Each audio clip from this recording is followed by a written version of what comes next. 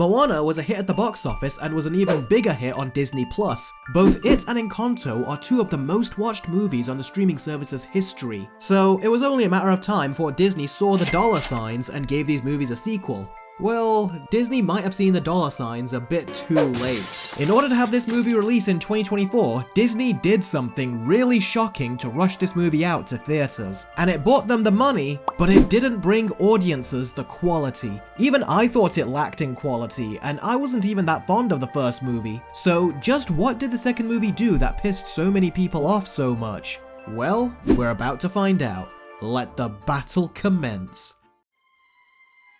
The story for Moana is that Moana wants to sail across the ocean and explore the world. However, the chief, who is also her father, forbids her from sailing the sea due to the dangers that are out there. Moana discovers, however, that her people had a history of being explorers, and wonders why that is no longer the case. Well, it turns out that Maui stole a stone from the mother island, which awoke monsters and made the sea a danger to anyone who dares to travel it. But Moana is told that the same darkness which haunts the sea is draining the life of their food supply as well as their islands. So Moana embarks on a journey to find Maui so that he can restore the stone and save the world, after fucking it in the first place. And the story for Moana 2 is that Moana wants to unite other villagers now that they are able to be voyagers again. But Nalo, the god of storms, hates humans and wants to keep them separated because...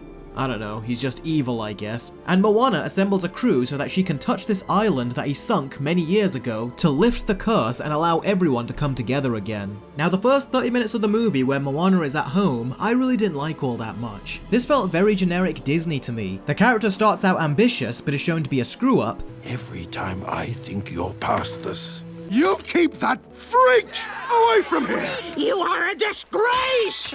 The character then sings about their anguish and wanting more from life. I've been staring at the edge of the water.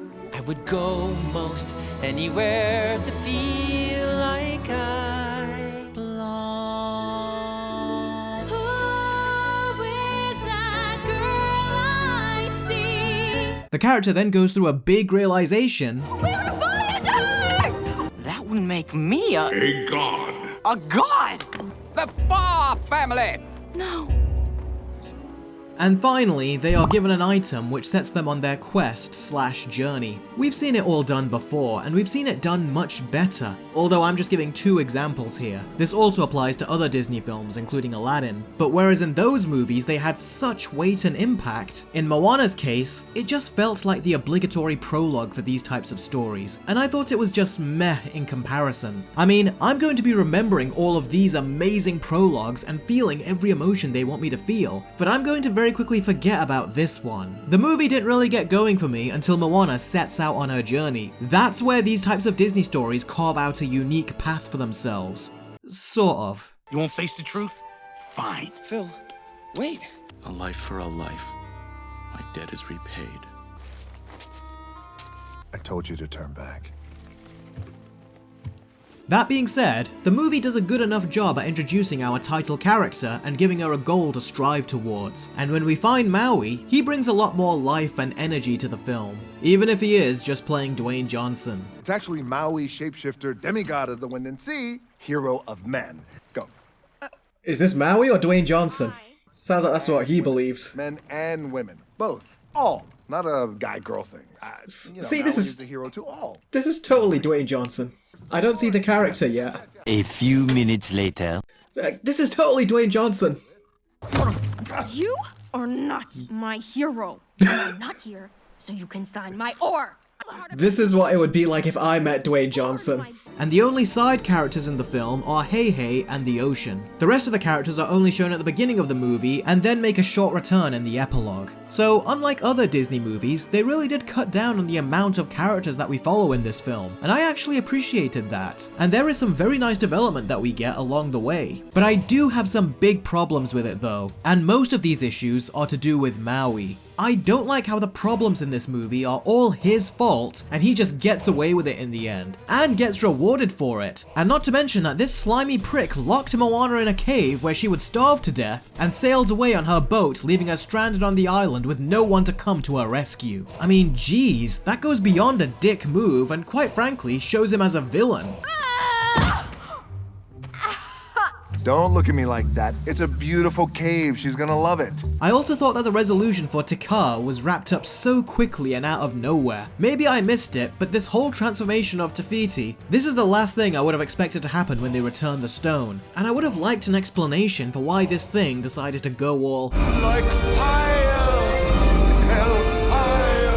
just because it had its stone removed. I mean, if it's so powerful, then how come it couldn't get it back? I also wish there were more hints towards this outcome, so when it actually happens, it would all make perfect sense, because as is, it felt like it just came out of nowhere. With all that said, the movie really gets going and becomes far more interesting when Maui and Moana embark on their journey together. That's where the film is able to really make a name for itself, and is what people really walk away with when they finish watching the film. And then we get Moana 2, and the story itself, I really don't mind it. It's nothing mind-blowing, but on paper, it's good enough. The execution of the story, however, this is where the problems come in. Unlike the first movie, the second film has absolutely zero sense of stakes. And whereas the first film felt like a movie that was made for the whole family to enjoy, the second film couldn't care less about families and feels like its main intentions were to focus solely on entertaining little kids. Now you're going to get people out there saying, Okay, and what's wrong with that? Well, I don't see a problem with it at all. And maybe the problem is you. well, that's where you're wrong.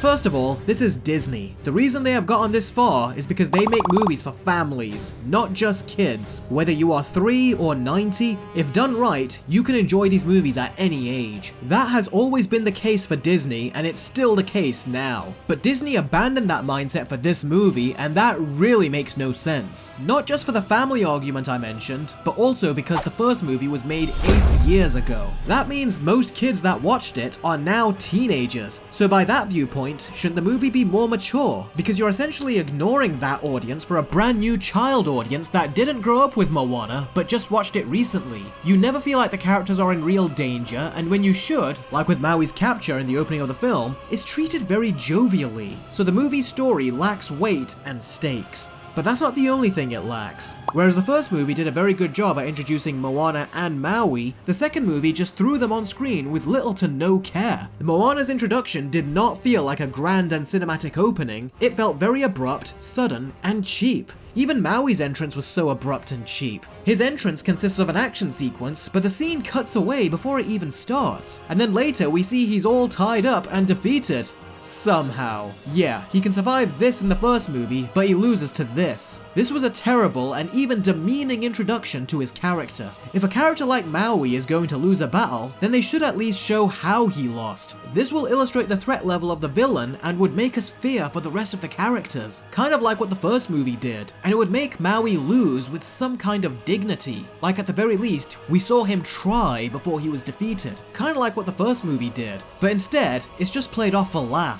Totally worth the 8-year wait, huh? Even when Moana's grandmother shows up, you'd think that the movie would slow down here and take its time, but it's still super rushed. And the entire scene is edited like a trailer sequence. It doesn't get a chance to breathe, there's no build-up, it has no emotional resonance, and is over in about 20 seconds. I am not joking. And this is all before Moana goes on her journey. These character introductions feel like they're on fast forward. The movie doesn't take the time to introduce or reintroduce them, they just show up, spout exposition, and move on to the next scene. That would be somewhat acceptable for a Disney Plus series, but not a movie. We'll talk more about that later. The only thing I kind of liked was that Moana has a little sister, and I thought that there was some emotional grounding found in that relationship. But it's not good that my emotional attachments are for a new character that has less than 10 minutes of screen time, and not the returning characters from the first film. Honestly, the second movie should have had Moana and her family embark on this death-defying journey, but instead, they just give her a bunch of comic relief sidekicks. Now, the first movie was surprisingly skimmed down with its characters. You had Moana, Maui,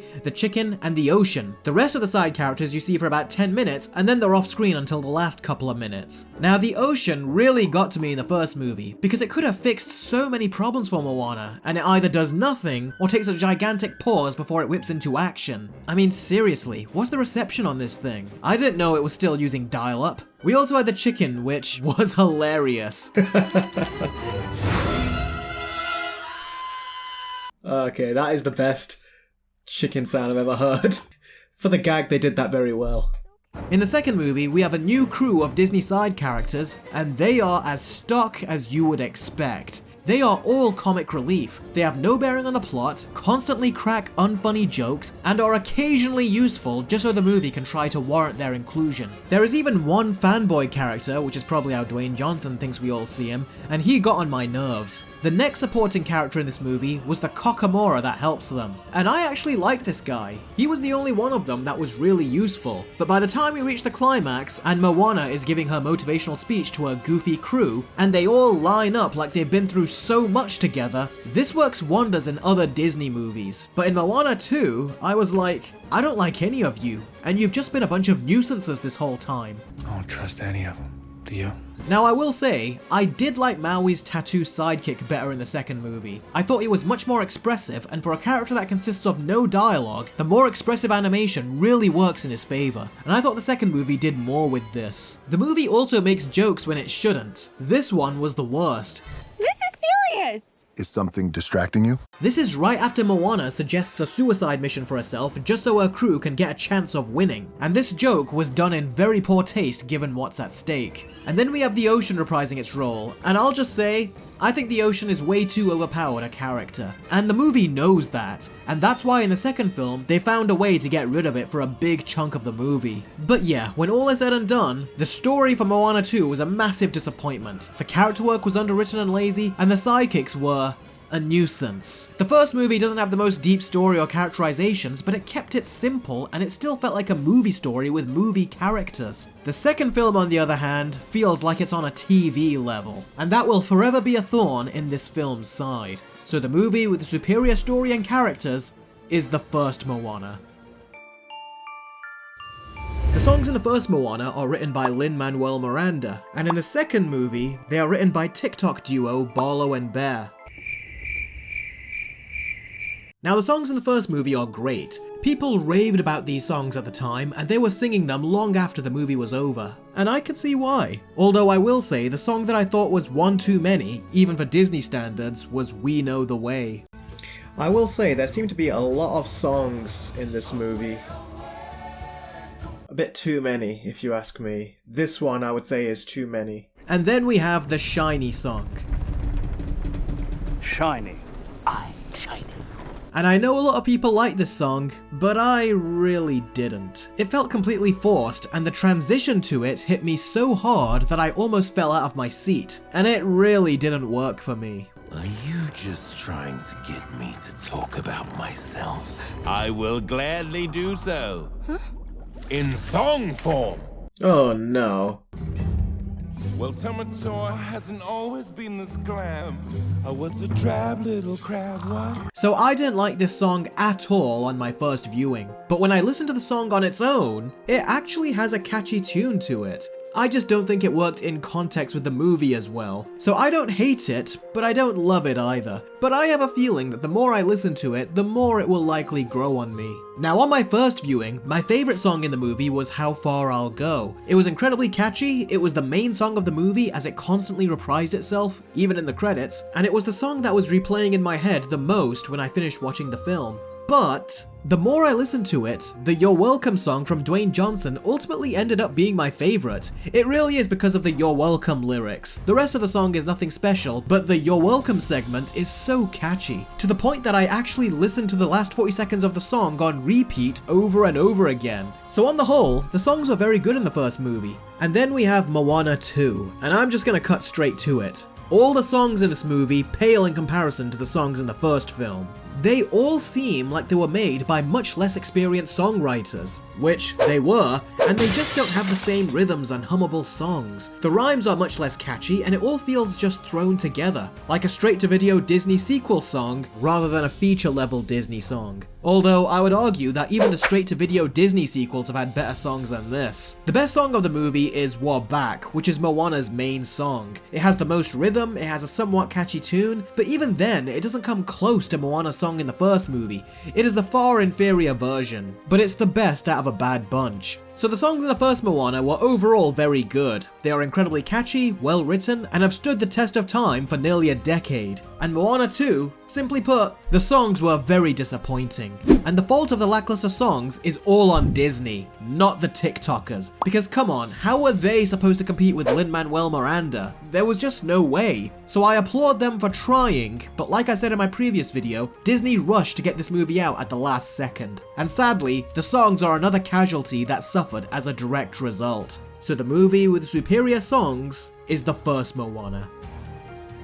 What else is there to say about these two movies? One was created with the utmost care, and the other is just a streaming series. Yeah, Moana 2 was originally a Disney Plus series, but due to almost having an entire year of flops in 2023, Disney panicked and needed to get a hit quickly, and so they scrambled to convert their already in production Moana TV series into a theatrical movie. So, in other words, Moana 2 is basically a straight-to-video Disney sequel that they decided to put in theaters. And it shows. The story, the writing, character development, songs, villains, it all felt like it was rushed to release and incredibly low quality by Disney standards. And whereas the first movie catered towards all age ranges, the second movie caters towards very little kids. Even the more edgy jokes that I was shocked Disney allowed into the first movie are completely absent in the sequel. And Disney have done this too often lately. They celebrated 15 years of Marvel, and despite their audience being 15 years older, they start making movies and shows that treat them like they're 15 years younger. The only high quality aspect of this movie is the animation, and even then, there is something off about it. I said this in my Versus video for Chicken Run 2, and just like that movie, the animation is good in Moana 2, but there is something not quite right about it, where it doesn't look as polished or meticulously crafted as the animation in the first movie. And something I noticed that kept bothering me was the physics on Moana's hair. It constantly looked like it was floating underwater rather than being blown by the wind, and I noticed that a lot throughout the movie. And for like the first 45 minutes, it felt like the movie couldn't afford its big set pieces. I've already talked about the opening action scene with Maui being cut, but the same happens for other action scenes in the first 45 minutes of the film, and it's most likely due to time constraints. Disney announced this movie in February 2024 and wanted it to release in November of the same year. As a direct result, it seems like they didn't have time to animate these big action sequences, so they either scaled them down or just cut them out altogether. I've made a video talking about the animation in this movie, so if you want to know my full thoughts, you can check that video out. But the animators are the real star of the show here, and it's amazing that they were able to make the animation look as good as they did when animated movies of this quality would usually take a minimum of 2 to 3 years, and they did it in approximately 10 months. Give them a round of applause, guys. The animators really are the heroes of this story. Unlike the first movie, Moana 2 plays up pretty much everything as a joke, and in spite of that, the movie tries to pull on your heartstrings at the end, and I'm like, come on, you've not been taking things seriously throughout the entire film. Do you really expect me to believe that you're gonna go through with this tragic ending? And surprise, surprise, they don't. And I was like, aha, I knew it. I mean, come on, who could possibly be so gullible to actually fall for this? And then I heard a woman behind me sniffing so hard with a nose full of snot. And I was like, oh, you gotta be kidding me.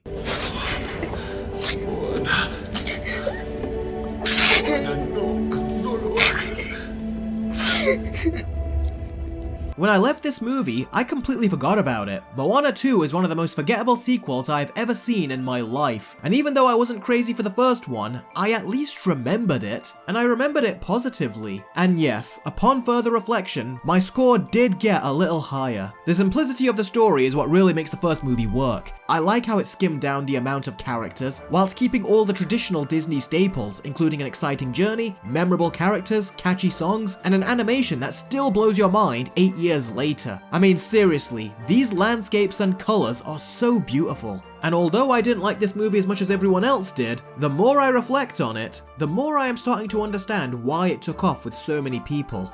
It's time for the scores. Moana 1 gets a very good 7 out of 10, and Moana 2 is not the worst movie in the world. I mean, Disney have made far worse, but when the movie was over, it didn't even feel like we had a proper journey with Moana and Maui. This film is not worth the 8-year wait, and the fact that Disney decided to continue the legacy of one of their most beloved movies with a frickin' Disney Plus series for theaters is absolutely disgusting to me, and shows just how much this studio has lost its way, and really doesn't give a shit about its own legacy. And this is not the first time they have demonstrated that, and it won't be the last. So, I was originally going to give this movie a below average 4 out of 10, but that would be too generous. So my final score for Moana 2 is a very disappointing 3 out of 10.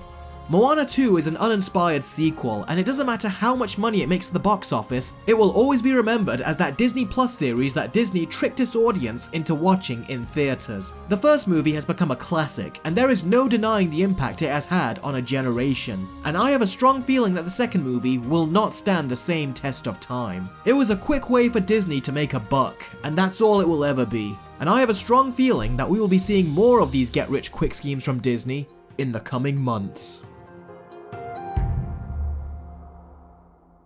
Guys, I've got great news. We have reached 55 patrons and 12 YouTube members. That is amazing, so thank you guys so much. So let's keep the momentum going. Right now, I am watching Creature Commandos, and soon I'll be watching Nosferatu for the very first time. And you guys can watch my reaction to the entire movie and show on both Patreon or YouTube memberships, as well as all my trailer reactions to the latest movies. So consider joining for all this and more exclusive content.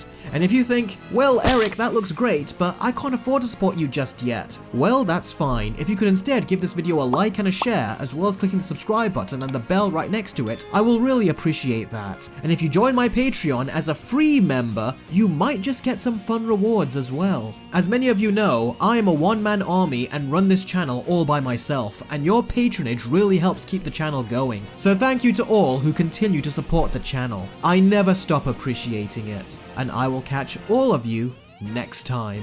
Take care.